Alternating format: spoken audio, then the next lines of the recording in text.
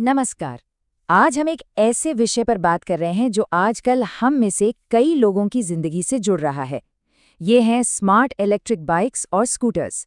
हमारा मकसद यहाँ बहुत साफ है, आपको जागरूक रखना, शांत रखना और सुरक्षित रहने में मदद करना। इसका मकसद डर फैलाना बिल्कुल नहीं है, बल्कि आपको तैयार करना है। तो चलिए इस सवाल को जरा और गहराई से समझते हैं। ये गाड़ियां हमारे सफर को आसान तो बना देती हैं, पर इस सुविधा के पीछे डेटा की एक ऐसी दुनिया छुपी हुई है जिसके बारे में जानना हम सब के लिए बहुत जरूरी है। तो सबसे पहले ये समझना जरूरी है कि आखिर लोग इन स्मार्ट गाड़ियों को इतना पसंद क्यों कर रहे हैं।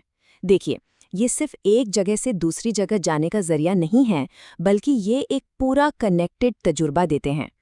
सोचिए जरा, आप जीपीएस से अपनी पूरी ट्रिप ट्रैक कर सकते हैं, फोन से ही गाड़ी को लॉक और अनलॉक कर सकते हैं, बैटरी कितनी बची है ये देख सकते हैं। मतलब आपकी राइड से जुड़ी हर छोटी बड़ी जानकारी आपके मोबाइल ऐप पर होती है। ये सब कुछ हमारे अनुभव को बहुत आसान और मॉडर्न बना देता है। लेकिन जो स्क्रीन पर दिखता है, कहानी सिर्फ उतनी ही नहीं होती। अब बात करते हैं उस चीज की जो अक्सर हमारी नजरों से दूर रहती है। इन सारे शानदार फीचर्स के पीछे अक्सर बैकग्राउंड में हमारा बहुत ही कीमती डेटा इकट्ठा किया जा रहा होता है।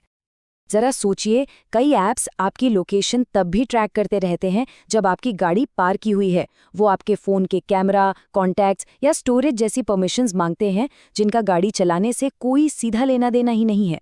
और ये डेटा अक्सर विज्ञापन देने वाली कंपनियों के साथ भी शेयर किया जा सकता है, ताकि वो आपको टारगेटेड एड्स दिखा सकें।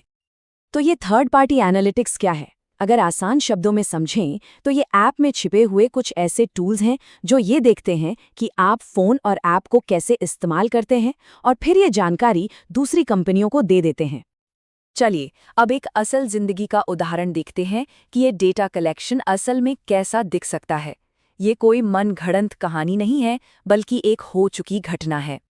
भारत में ही एक केस सामने आया जहां ये पता चला कि एक ई बाइक का ऐप अपने यूजर्स का डेटा देश के बाहर यानी विदेशी सर्वर्स पर भेज रहा था। और सबसे चिंता की बात ये थी कि इसमें रियल टाइम जीपीएस डेटा शामिल था। इसका मतलब ये हुआ कि यूजर कहाँ जा रहा है, कहाँ रुक रहा है, उसकी हर एक मूवमेंट को ट्रैक किया जा रहा था, यहाँ तक कि तब भी जब गाड़ी इस्तेमाल में नहीं थी। और ये सब कुछ यूजर को साफ तौर पर बताए बिना हो रहा था, और न ही उन्हें इसे बंद करने का कोई विकल्प दिया गया था। ये पारदर्शिता की कमी का एक बहुत बड़ा उदाहरण है। तो अब सवाल ये उठता है कि हम ऐसी स्थिति में खुद को सुरक्षित कैसे रख सकते हैं।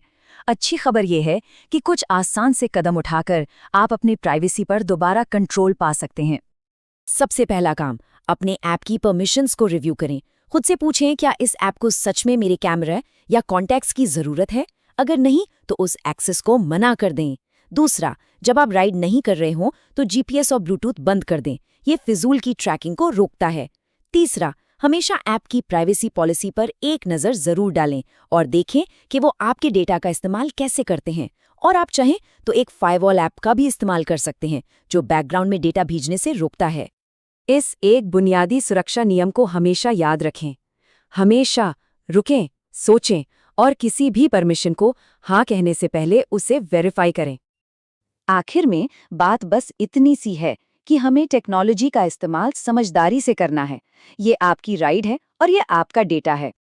जैसा कि स्रोत में कहा गया है, आपकी राइड को आपका रास्ता फॉलो करना चाहिए, आपकी जिंदगी को रिकॉर्ड नहीं करना चाहिए। ये एक बहुत गहरी बात है जिसे हमें हमेशा याद रखना चाहिए। देखिए, हमें टेक्नोलॉजी से डरने की जरूरत नहीं है, बस हमें जानकारी रखने और सतर्क रहने की जरूरत है। क्योंकि जब बात डिजिटल सुरक्षा की आती है तो जागरूकता ही सबसे बड़ी सुरक्षा है। तो सोचिए, हम ये कैसे पक्का कर सकते हैं कि हमारे स्मार्ट डिवाइस हमारी प्राइवेसी के खिलाफ काम किए बिना सिर्फ हमारे लिए काम करें। इस जानकारी को अपने परिवार और दोस्तों के साथ जरूर शेयर करें। जागरूक रहें, सुरक्षित रहें। देखने के लिए आपका धन्यवाद।